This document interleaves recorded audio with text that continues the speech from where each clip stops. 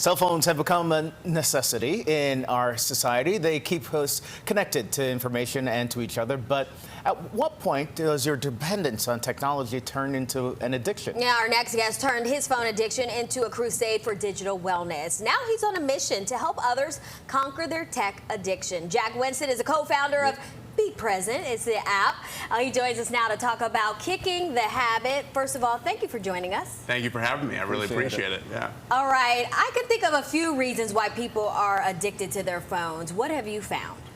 Yeah, I mean, the first thing I like to make clear to people is that it's not an accident. I mean, these social media companies are some of the biggest companies in history, and they spend billions of dollars every year on the best data scientists and product managers to keep us constantly engaged using powerful psychological techniques. That's why it's really hard for people to cut back on usage, even though they really, really want to, and they recognize it's a problem in their life. Yeah, I'm curious, how big of an issue is it? Does it impact a lot of people?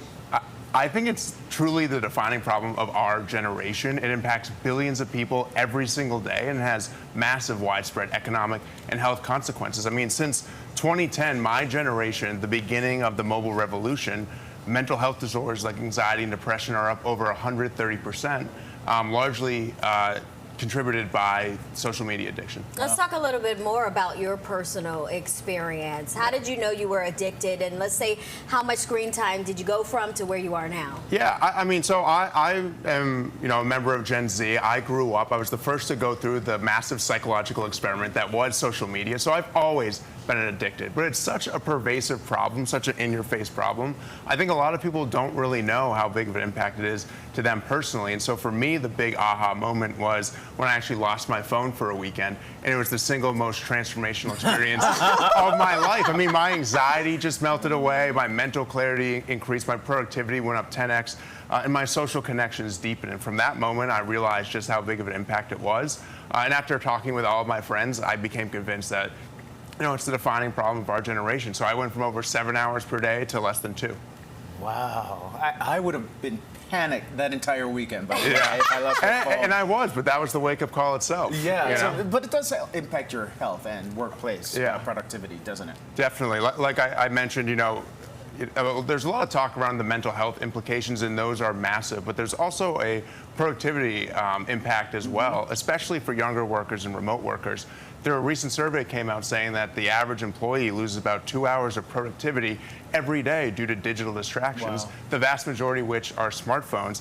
And if you just do the math, that equates to trillions of dollars of GDP lost in our economy, and that's what leading experts are estimating right now is being caused by phone addiction. So companies are really starting to look at this problem. Okay, so can you tell us about this app you created to help people kick the addiction? Be Present. Yeah, so the key idea behind our app is that because social media companies use psychological techniques to keep us addicted, we need to fight fire with fire using those same psychological techniques, but instead to enforce healthy behavior. So our app gives you the tools to reduce screen time, like time usage limits, as well as mindless scrolling reminders. But we reinforce those tools with features that are proven to impact behavior change, like gamification, social competition, accountability, and even real-life rewards to make it a fun, motivating, and rewarding experience, replacing that dopamine hit you used to get from scrolling with dopamine for staying off your phone. That's great.